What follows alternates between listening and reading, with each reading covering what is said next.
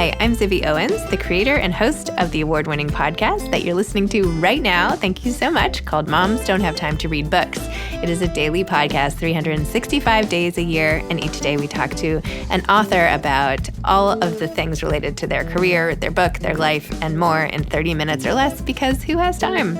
I am now an author myself, although I wasn't when I started this podcast, and you can get my new memoir, Bookends, a memoir of love, loss, and literature, wherever books are sold starting July 1st, and my children's book, Princess Charming. You can learn more about me at zibbyowens.com, but really you're here to learn more about the authors, and that is what we're going to do.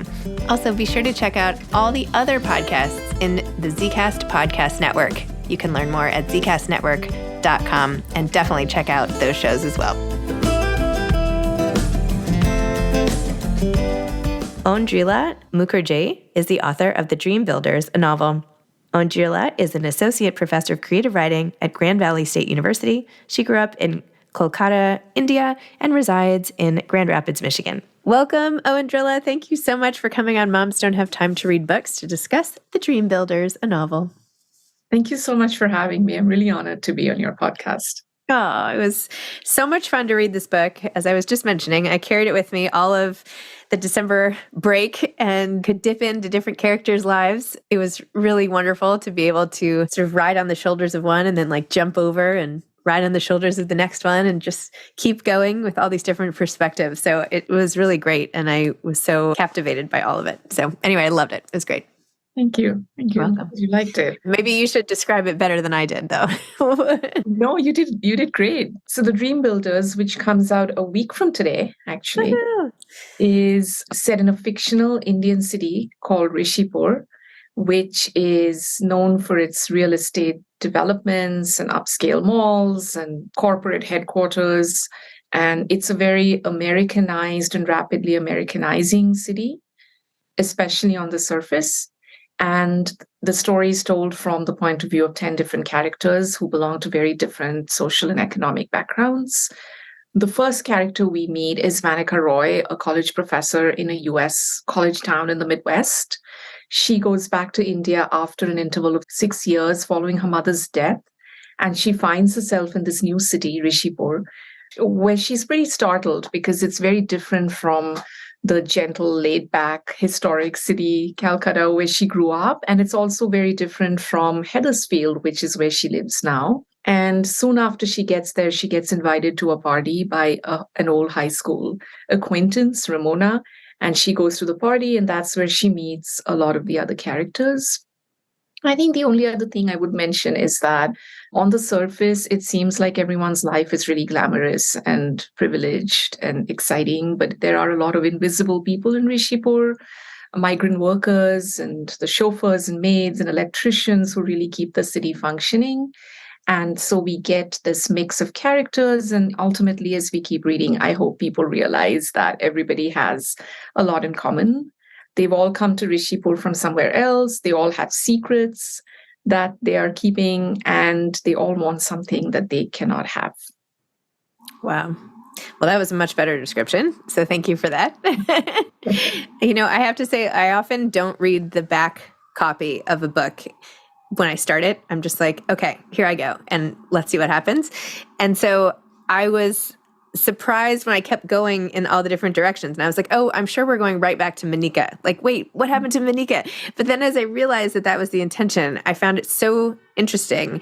And like you said, the electrician, I mean, I am so horrified by like the sketchiness of the man and like that one day when they lost power and then what happened later with the characters are so richly drawn. And yes, you took us all over from like the most posh living rooms to, the dirtiest cars to, it's everywhere. It's like you're our tour guide in this fictional city. So it was pretty cool. And I also particularly loved the chapter from the point of view of the facialist / facial massage. What's her name?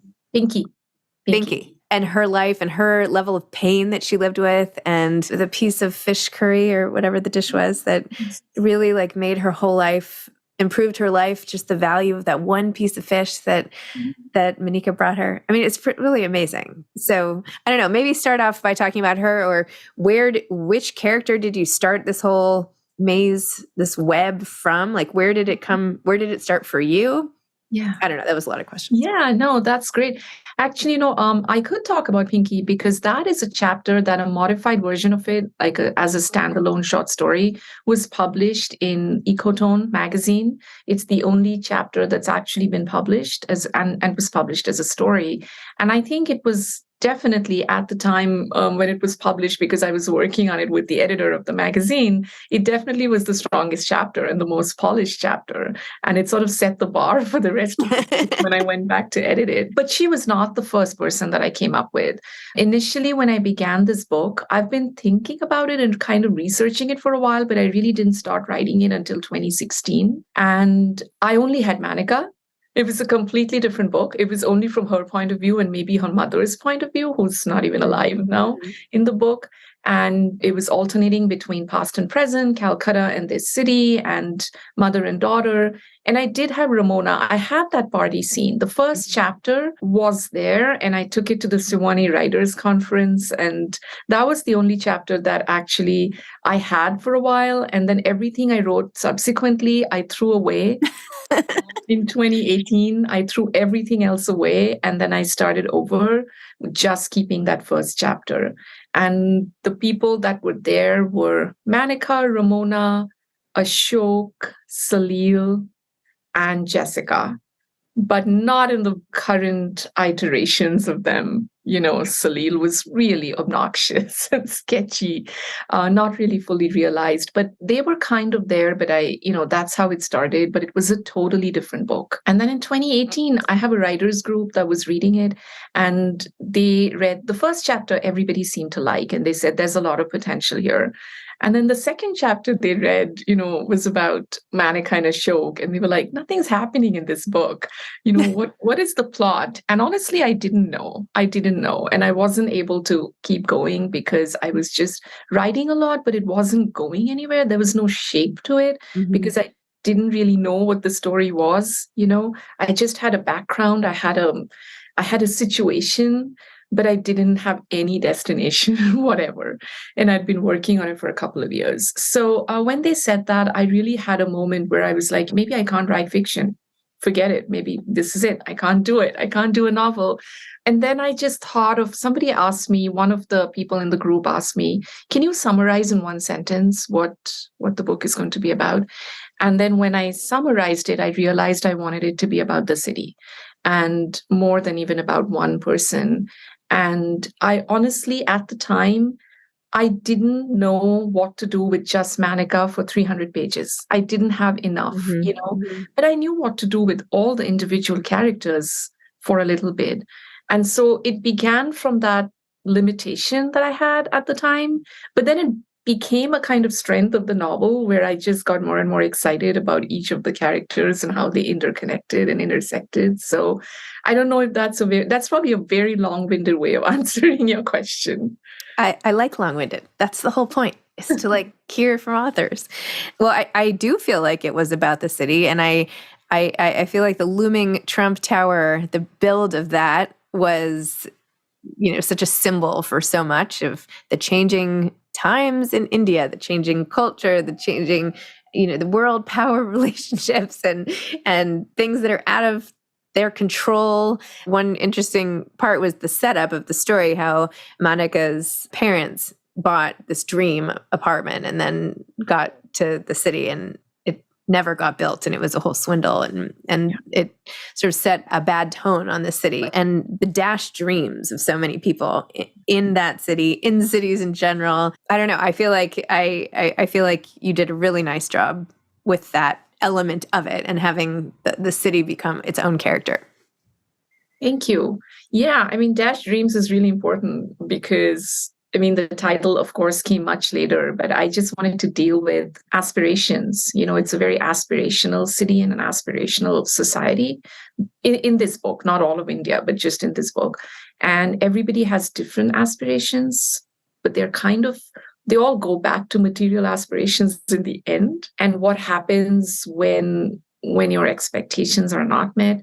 And I guess it's not just material, because it's even expectations that you have of places. The expectations that Manika had as an immigrant when she came to America, and then she finds herself somewhere different, the expectations that she has of Rishipur, when she gets there.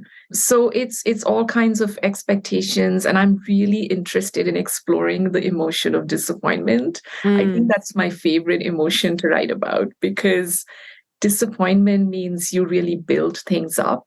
You really hope and anticipate. So there's a lot of drama there, right? But then when things don't go the way that you want them to, there is that moment. If it's a child who really wants something, even if it's a little thing like a candy bar, and then you're like, you can't have another one, it's just that moment of crushing disappointment versus someone who's disappointed that their marriage didn't work out, or that, their chemo isn't working, like something huge and massive versus something little. But in that moment, disappointment can be so powerful, and it's just an emotion that I've realized I really love to write about. And if I'm struggling, I'll just think of something that somebody could be disappointed by. And I think that's what it happens a lot. But there's also hope, right? I hope that it's not all doom and gloom, because it wasn't supposed to be. I feel like there are moments of redemption and hope. I love the idea of writing all about the effects of a particular emotion. Like, that's such a good writing exercise in general, right? Write 6 stories with everybody experiencing blah, blah, embarrassment. Like, that would also, right? I interviewed the author Chris Bajalian a long time ago, and he said all of his books have, the main theme is a combination of something that I can't remember right now and dread. And I that really stuck with me, because I'm like, dread. How often do I feel dread? What do I feel dread about? And he's like built all of his books around it. And now you're saying disappointment. I thought it's really interesting. Even just an essay or a story or a scene. Yeah, dread is great too, because it's, again, so dramatic, right? Yes. Building up suspense. Yes. Maybe humiliation instead of embarrassment. That sounds better. Oh, yeah. Right? That would be good. Yeah. Oh, yeah.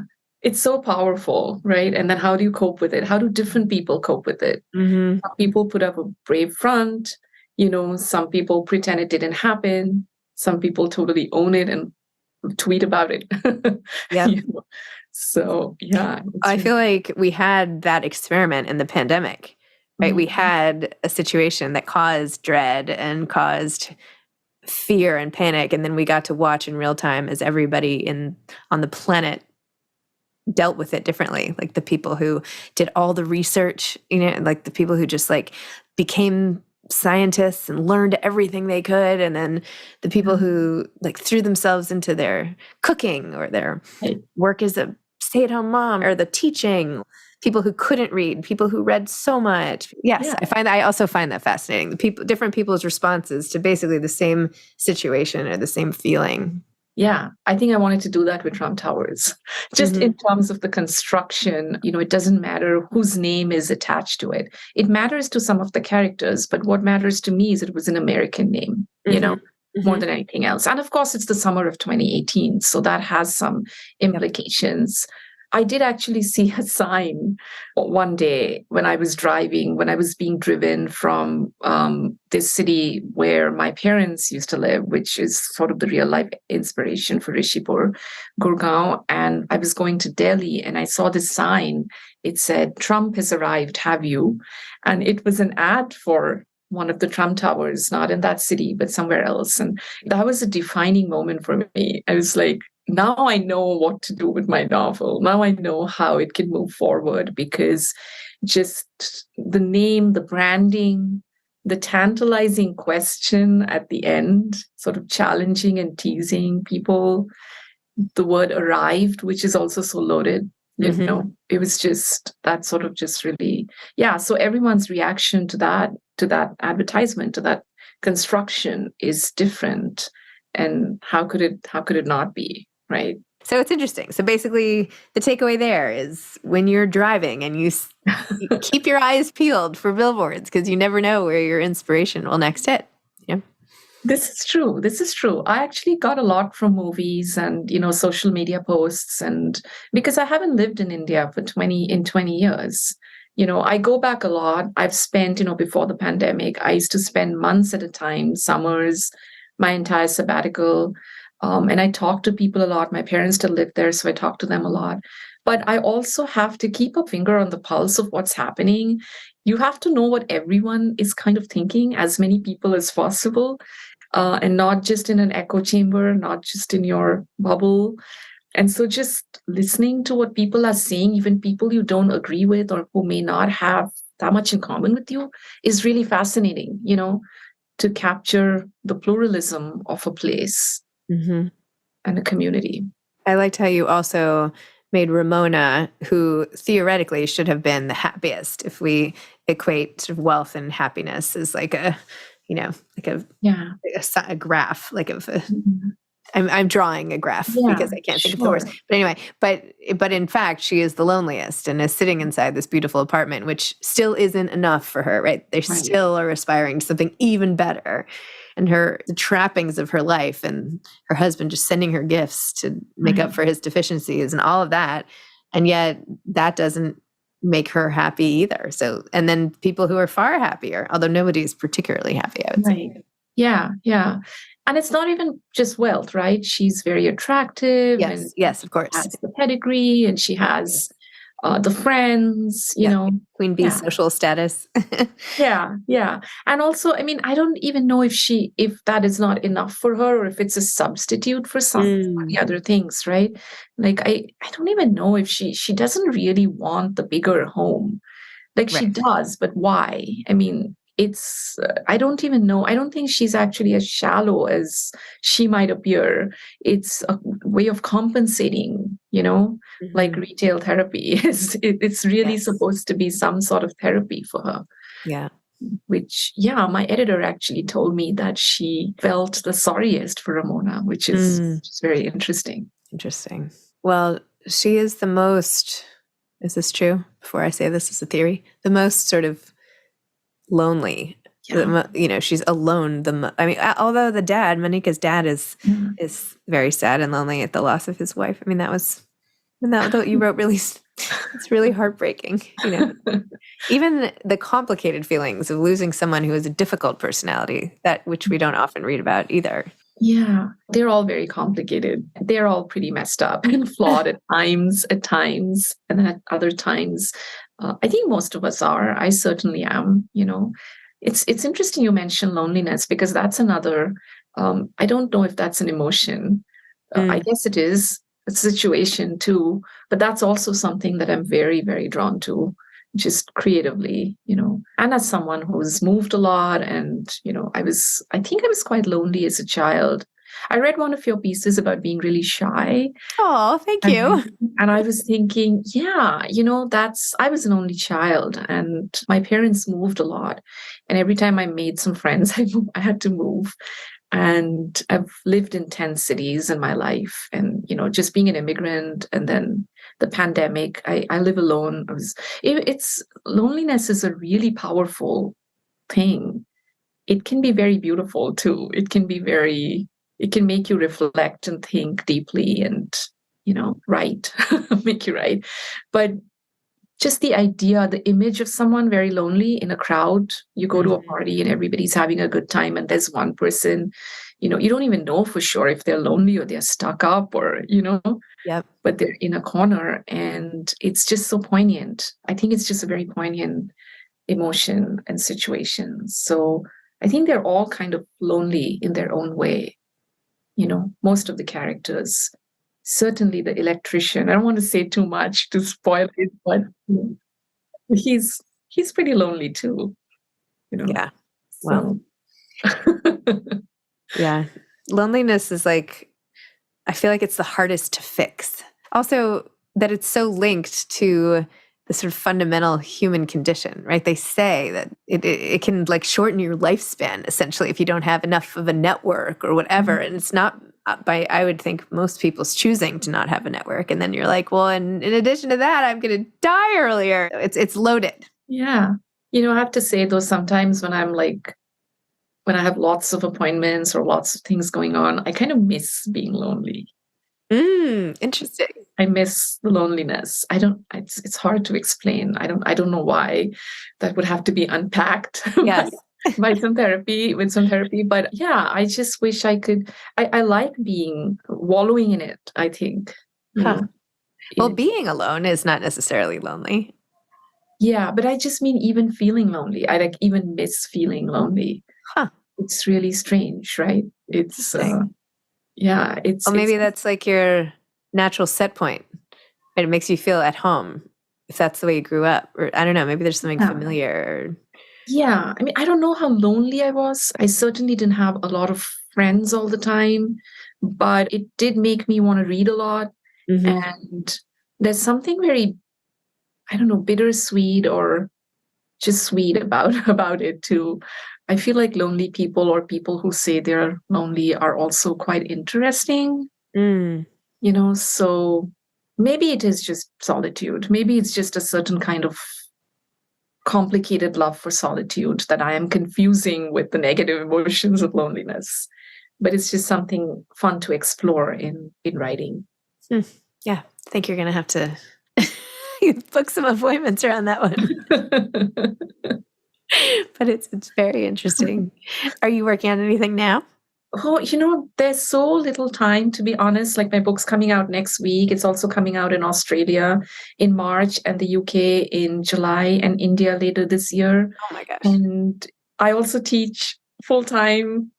I'm at university. My semester is beginning on Monday, the day before the book launch as well. Wow. So it's very difficult usually to write during the semesters anyway. And with the book and the book tour that's coming up and all the interviews I'm doing this week and all the promotions, it's very difficult to do actual writing right now. But I do have two manuscripts that I am working on. Probably shouldn't say too much about it because I'll probably end up changing my mind. But one is a story collection. It has something to do with fairy tales.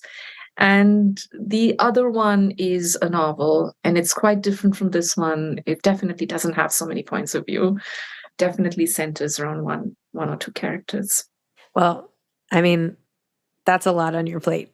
That's a lot. I'm thinking about all the publicity stuff and the full-time teaching, and yeah.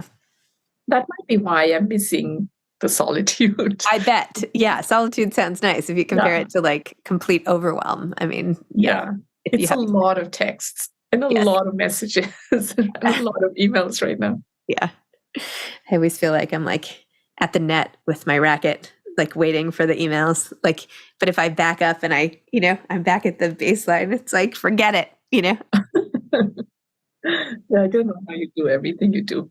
No, I mean, everybody's so busy in all these different ways. All of us take on so much when writing is just one piece of it that just adds this other little layer, Thank you so much for coming on. As I said, I really found the book so immersive, and like I had gone on this whole trip and learned about new places and people. And that's like the power of a great book, right? It just takes you there. Thank you so much. I hope people who, I hope people who aren't Indian are able to connect with the emotions and characters. That's my basic hope here. It doesn't matter where you're from. The feelings are the same. Right, exactly. I think that's why you feel like you somehow like live for a little bit in a different place and feel at home because you see parts of yourself. It would be hard for someone not to see any piece of themselves in all of your characters. Yeah. That's why we talked about the universal emotions. Yeah, exactly. See, looping it all back. Coming full circle here in this interview. Anyway, good luck. I'm very excited for you. Thank you so much for having me. This was great. My pleasure. Okay. All right. Take care. Bye-bye. Thanks for listening to this episode of Moms Don't Have Time to Read Books. Don't forget to follow me on Instagram at Zibby Owens and at Moms Don't Have Time to Read Books. Also sign up for my newsletter at zibbyowens.com and sign up for my virtual book club and meet lots of authors on Zoom every other week. Thanks so much to Steve and Ryan at Texture Sound for the sound editing. And thank you to Morning Moon Productions for providing this fantastic intro and outro music.